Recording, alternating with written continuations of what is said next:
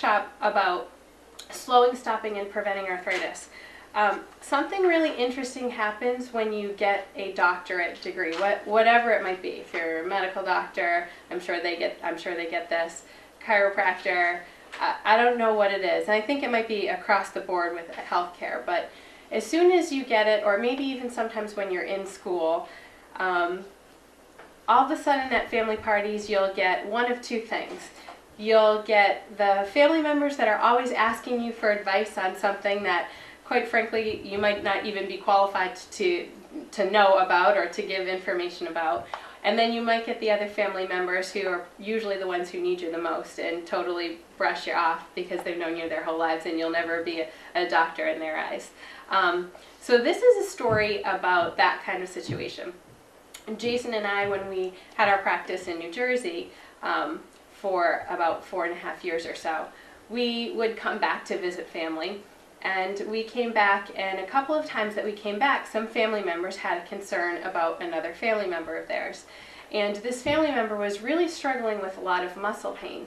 So when we were coming back, they would say, you know, what do you think? She's struggling with a lot of muscle pain. They can't figure out what's going on. She's visiting her doctor. They're running tests. Do you have any thoughts? And we would kind of just throw out some ideas, but not seeing her, we weren't sure. Lots of muscle pain. We weren't really sure what was going on. Well, the question came up a couple of visits, and then at one visit they said they had found out what was wrong with her. They had done these tests, they finally came up with something, and they said, oh, you know, they found out what was going on with her, and I was excited because it was kind of a conundrum for a couple of visits. We were trying to figure it out.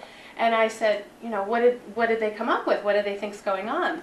And they said, she has polymyositis. And I said, she has polymyositis? So polymyositis, lots of muscle pain, if you break down the diagnosis. I said, she has lots of muscle pain? We knew that months ago she has lots of muscle pain. Why does she have the muscle pain? And so it was kind of, to me, a wake-up that we really tend to hold on to this diagnosis. Sometimes here, we'll have, and I'll talk about this, but we'll have patients that might come in, or you might talk to people out in the community, and you're given a diagnosis and you tend to hold on to it. And that's not to say that diagnosis isn't important, but I find that people can go one way or the other. They can become really empowered with it and say, what am I going to do now? What's causing it? How can I make this better? Or they can attach themselves to it. Arthritis seems to be one of those. Oh, I have degenerative disc disease. I'm always going to be in pain. Oh, I have herniated discs. Oh, my doctor says I have arthritis. We tend to hold on to this diagnosis for some reason. Oh, I'm just getting older. This is just something that you get as you're older. And these are the comments I'm always hearing with arthritis. And I'm actually going to show you how that's not always the case as we go through this. But I want to sort of change your perspective a little bit on the diagnosis of arthritis and what it can really mean for you. So there's a tremendous amount of research to show how beneficial the choices that we make can be to helping someone with arthritis. And there's also a tremendous amount of research to show the choices we make can be very hurtful for someone with it. This was an analysis of several studies. All the references, by the way, are at the end of this PowerPoint. So if you really like research and you really like science, I've listed a whole bunch of them in the last few slides. But this is one that was really well referenced, and this talks about within 1 week of losing normal motion in that joint, we can start to see changes within 1 week. What's so important about this is that think about an iceberg. And I love the analogy of an iceberg because if you remember, which we all do, the story of the Titanic.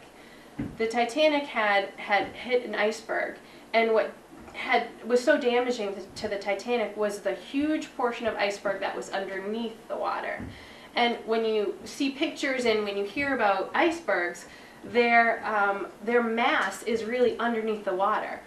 A huge portion, much larger than what we see above the water for an iceberg, is below the water. And why is that so important when we're talking about arthritis is because a lot of problems are really underneath. What do I mean by that? That a lot of the degeneration that we'll see on an x-ray or that we might find maybe perhaps in an MRI are very often started without any pain. Just like the iceberg, a lot of symptoms are underneath. So in our culture, we're taught if you have a symptom, then you have a problem. If you don't have symptoms, then what? You're no problem. You don't have symptoms. You don't have a problem.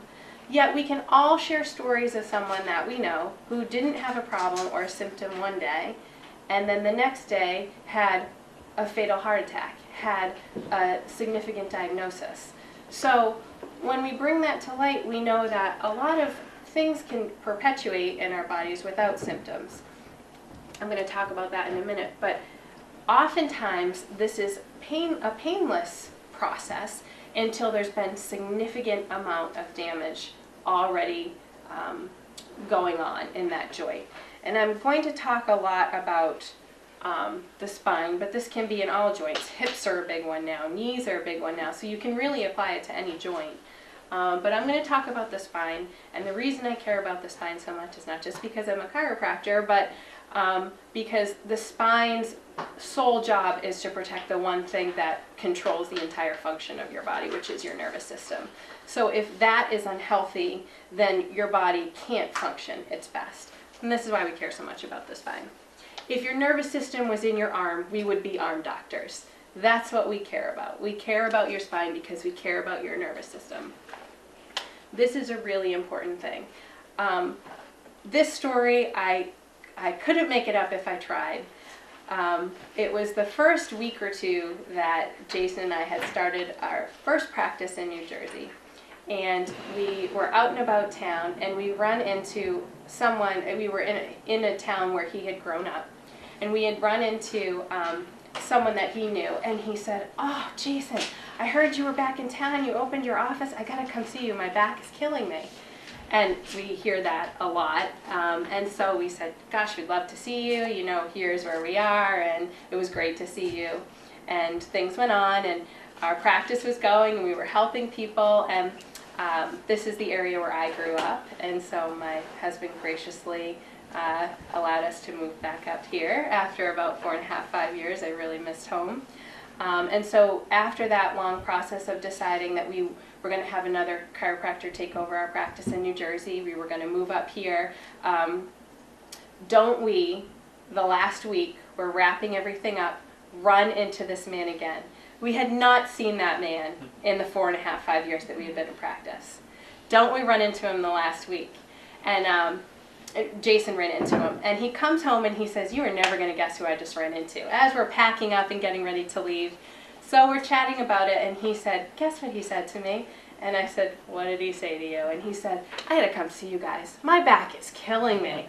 And it's interesting how we can have it on our radar. I mean, we've got to do something about it. We've got to do something about it. And I said, we can't make that story up. I mean, what kind of timing is that? We have to kind of put these things, regardless of how we feel, at the forefront if we want to be healthy. Too many times in this practice, I mean, this is a regular occurrence that we'll see someone who has had some ache or pain for maybe a couple of weeks, a couple of months, maybe off and on for a year or two, and we'll take an x-ray of them or do an evaluation, an examination, and analysis, and we find severe arthritis in their spine.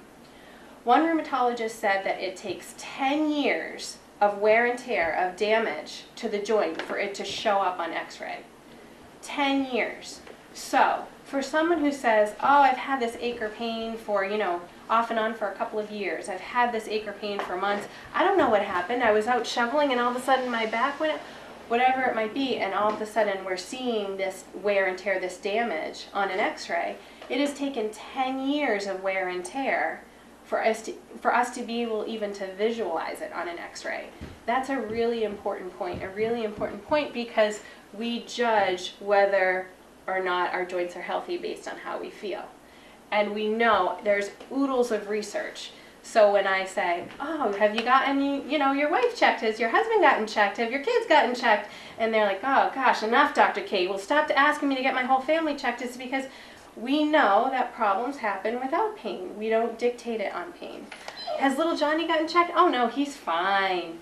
But I'm not thinking that way because I understand that it's about health, it's about choices, it's not about symptoms. And this is a really, really important point when we're talking about arthritis. I can't stress enough because there are so many people more often than not that will have years of wear and tear and problems and only address it when the pain starts to happen. And that's the time when it can be often too late. If you remember in your health goals form, one of the questions we ask, if you remember, is how long do you think your problem has been there for? How long do you think it'll take to fix it? And every once in a while we'll have someone that will say, oh, I've had this problem off and on for years.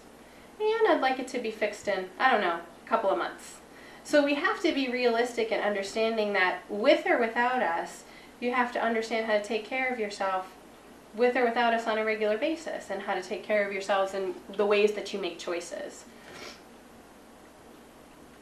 This was actually a news report that just happened, and a patient of ours shared it with us, and we had put it on our Facebook page. And it was a study done actually by spinal surgeons. And the spinal surgeons talked about, which was so interesting and really exciting for me, talked about the dangers of your cell phone causing arthritis. And I thought, this is going to be interesting. So I watched the video. You can go on our Facebook page to see it if you want.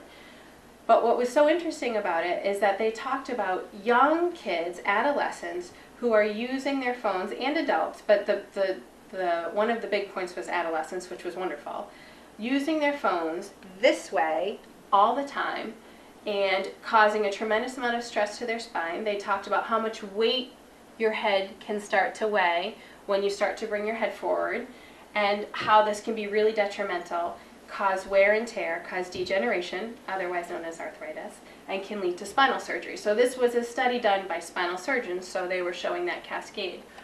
And I thought this was really wonderful, number one, because this study is the basis of chiropractic. It's the wear and tear that you have on your spines. It's something as simple as constantly bending your head down to text message, constantly at your computer, sitting in your car for long periods of time. This is our lives. And as soon as you bring your head forward even an inch, you add up to 10 pounds of weight on your shoulders, your joints, your muscles. And that's why posture is so important. And it's more important when we're in adolescence because our habits are started there. And we can create and keep those postures throughout the course of our lives if they're not addressed. That's why we love seeing so many kids here, because there's so many habits that can be changed and they can grow up having a healthier foundation for it. This is a huge one, and this is becoming more problematic with young people and adults and young adolescents rather. So this is such an important slide because why? The wear and tear part is really important because generally in the wear and tear, do you think you have symptoms? You don't have any symptoms. Most often, you don't have any symptoms in that first stage, that wear and tear part. Then you have degeneration, and I've seen 100 times over that you can have degeneration and still have no pain. Pain is a funny thing. We won't get into too much of it today, but because we dictate whether we're okay or not based on pain, someone could potentially have gone through the wear and tear phase, they could potentially have gone through the degeneration phase, and they could potentially be heading in this direction by the time they want to do something about it because we wait till we have pain to do something about it. So this was a really important point to understand, and if I don't drive anything else home tonight, it's to understand that it's about daily choices regardless of how you feel. It always is. We brush our teeth regardless of how we feel. We choose healthy foods regardless of how we feel. We exercise regardless of how we feel. This is the same thing. And I want to give you really 3 key things you need to think about that you can make daily choices on that will help with arthritis and degeneration. And it seems kind of weird to think about arthritis and degeneration for a young child, and you would never see it in a young child. However, that's when problems can start. And that's when we like to see children. The health of your spine really dictates the health of your nervous system. The health of your nervous system dictates the health of your body. And so that's why we care so much about this. So this is a quote, and it's probably paraphrased a little bit. It's used a lot, but we can't solve problems using the same kind of thinking that we used to get into the situation. So that's why coming to this workshop is so important, because honestly, who wants to come out in the evening to come to a class and sit here and listen to me talk for 30 minutes? You're all shaking, let the record show they're all shaking their heads yes and really excited, right? So, no, but we can't do the same habits and expect to have changes. So if someone comes into our office and says, you know, I've had this ache or pain off and on for years, these are the habits which we know have created them. They sit at their desk all day, they're always texting, they're long drives, they're into athletics, they've had all of those slips or falls, they have hobbies that cause them to bend over, or hobbies that put them in one position all the time, they've been pregnant, they've carried babies, they're holding kids. I mean, the list goes on and on of the stressors, the wear and tear. If we see those things added up over time and they come in and say, no, just get me out of pain and I'll be fine and I'll leave, if we've never thought about the choices that we make on a regular basis to prevent these problems, then, you know, we didn't help you any more than a safe version of a Tylenol, which there isn't a safe version of even something as simple as a Tylenol, right?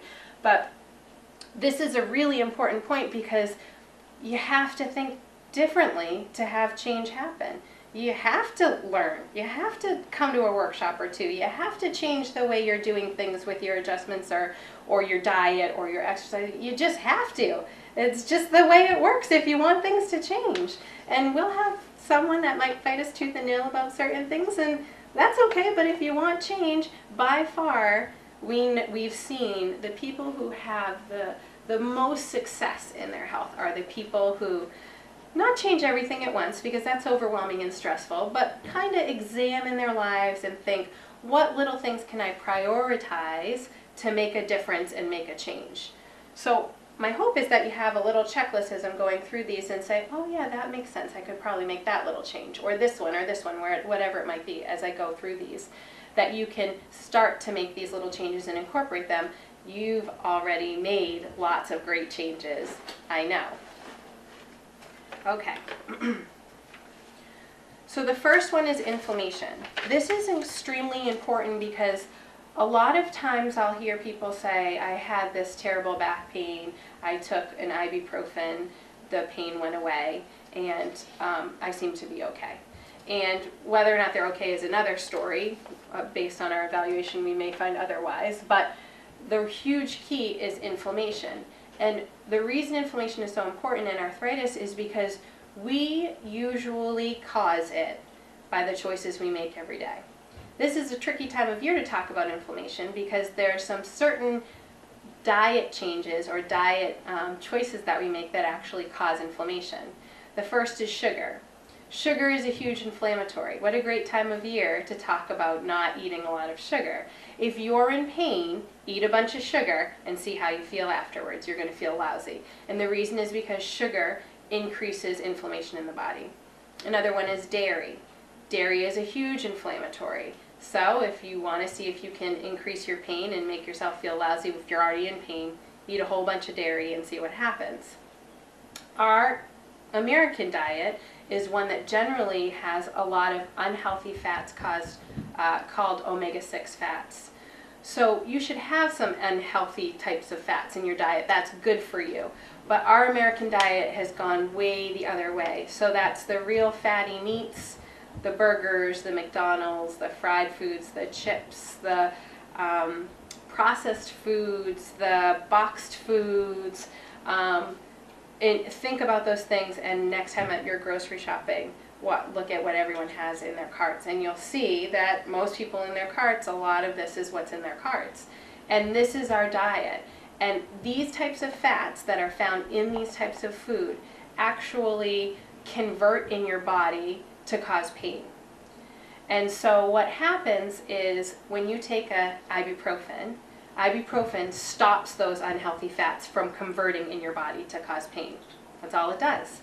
So instead of having to take a drug to prevent that fat from causing pain in your body, you could also not eat all that food and be better for it, because we know that has a huge contribution to ulcers, it has a huge contribution to hospitalizations and so on and so forth. Now we're talking about painkillers that have become really abused, and now that's an entire issue. So even just to stay away from them if you can would be better. These types of fats are ones that will promote a lot of inflammation and cause pain. If you know you have arthritis, or even if you don't, because that's how we think, we want to think about making healthy choices regardless of our state, eating those types of foods are going to cause more pain and cause more inflammation in your body. This one is a really important one. The second one is motion. You might have heard us say motion is lotion and movement is life. Things have to move. And if you think about some gears that are stuck together, the grinding that will happen, just having healthy motion is what hydrates your joints. So what's really important to understand, I don't have my spine with me, but you're all experts in spines. And maybe some of our viewers might be too, because I know some of our patients might be watching. But you know that between each hard bone is a soft, squishy disc. Have you ever heard of a slipped disc or a herniated disc? Slipped discs and herniated discs are hydrated, are fluffed up and healthy because the spines, the bones above and below those discs, move. And when they move, you get pumped in more fluid and those discs become hydrated and healthy and fluffy. So if an area is stuck, from a chiropractic sense, if you're subluxated, if that area is misaligned or stuck in a position, it's not moving the way that it should, you're not going to get healthy water, you're not going to get healthy hydration into that area, and the discs can start to deteriorate. Motion is lotion, literally. Movement of those joints is what brings fluid in there. So you constantly have to have motion. That's why the chiropractic adjustment is so powerful for that, because it enables that area to move healthy and gives that area hydration. So someone who has disc degeneration should be checked by a chiropractor, because that's what you need to have it healthy and hydrated. In addition to that, you've got to drink water. What kinds of things constitute water? Water. Just water. So coffee doesn't constitute water. Dr. Kate, how about soda? Soda doesn't constitute water. Tea doesn't even constitute water. Juice? No, juice isn't water either. Water is water is water. And your joints use water. You need to be hydrated, and most of us are dehydrated. So water is really important. Carrying around a thing of water, it will make a huge difference in the health of your joints. And then healthy motion gets that hydration in there.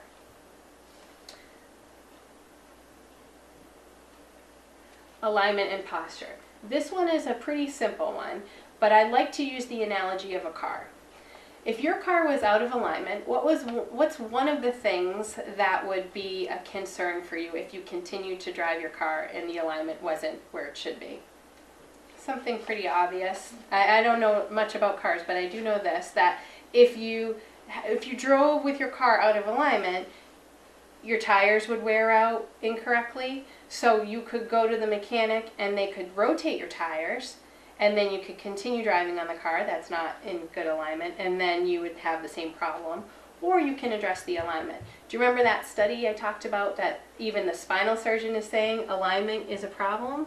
So, and we're seeing that type of alignment in young people. So alignment prevents wear and tear. Everyone knows about poor alignment. Everyone knows you should have 3 healthy curves in your spine. All across all medical fields, we all know your head should be over your shoulders. Sometimes we'll get x-ray reports or MRI reports from a radiologist, a medical doctor, and it will say loss of the normal curve is shown. So they will even acknowledge that that person doesn't have a healthy curve, but now we have to do something about it, and that's where the chiropractor comes in. So alignment and posture is huge. It's really similar to putting braces on your teeth. Have you ever had braces on your teeth or know someone who's had braces on your teeth? I've had it twice for years. It took a really long time to realign the bones of my teeth. Changing the position of the bones of your spine is no different and much more complicated because you've got lots of muscles around it, you've got lots of ligaments around it and tendons and all of these structures that get in the way. So it's the daily habits that we teach you, if you've done the Living with a Healthy Back workshop yet, or if you haven't, That's a really awesome one for our chiropractic patients that actually teach you how to address those things in your daily lives. But alignment and posture is huge for preventing that wear and tear, that very first stage, often when you have no pain at all. And that's really important. Those healthy curves, we see that loss really early on. If you go home tonight and maybe tomorrow, just take a look at how often you'll see this. And I guarantee you'll see it more often than not. Even something as simple as someone driving in their car and the newer head seats that push your head forward. And that's, I guess, a protective mechanism in case you get into an accident. But it's literally pushing everyone forward like this, which is a chiropractic nightmare. Remember I talked about, oh, it's just old age, that everyone gets arthritis. So I talk about those normal, healthy curves that you should have. This is an x-ray, and these are the bones of a neck. Here's the 7 bones. You'll see the base of the head up here, and here's a little bit of the jaw. And this is the side of a person's spine. Their head is right back over their shoulders where it should be, and they have a nice, beautiful curve in their spine. They have nice, beautiful bones of their spine, and they have beautiful, thick, healthy discs. This is a person who has a beautiful curve. This is a person who, if you follow the red line, doesn't have really a healthy curve. And what you start to see with these arrows is a big point. Can you see a big point there? Maybe it's hard to see, maybe you can see it. This one is pretty obvious. This is a patient in his early 40s. And he came to us with no pain. He had a little ache, a little stiffness here and there, but he didn't have pain. And if someone were to look at this x-ray and see this huge hook sticking out, we would think, ouch, that's gotta hurt. And this gentleman had no pain at all. This gentleman's job was, he was a researcher for a pharmaceutical company, and his job was this, over a desk all day long, in that position. And so that's what caused his spine to come forward. Daily habits, daily habits. He has to think about changing that a lot differently. So I want you, in kind of summary to wrap things up, is those 3 key points. Think about, in those 3 key points, what can you do to make small changes? Whether it's reducing sugar, reducing dairy, hydrating yourself more. Motion is with adjusting, but motion is also, in addition to that, moving. It can be walking up and down your stairs. It can be standing up. Next week's workshop is Keep Fit While You Sit, which talks about how detrimental sitting can be to causing arthritis and causing degeneration in your spine. And we give lots of tips on how to combat that if you have to sit all day. So that's a good thought process to have too, is just getting up and moving. If you're sitting throughout the day, get up and move. Always changing your positions, changing the way you hold your purse, changing how you're sitting from standing. Thinking about constantly changing will allow your body to move better. And then lastly is that alignment. So understanding that just like braces, alignment is a process. Not only does it take time with your chiropractic care, but it takes time with the choices that you make. But you first got to know what the choices are.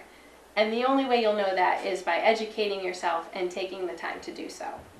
So I'm really proud of you all again for coming tonight, because when you think you've heard every excuse under the book of how to not take care of yourself, you hear another one. So you have kind of pushed all those aside and you've come to learn some things. And hopefully you'll take a few things that will make a big difference in your lives, and for the viewers at home, taking a few things too. So have a fantastic night, and thank you all for coming.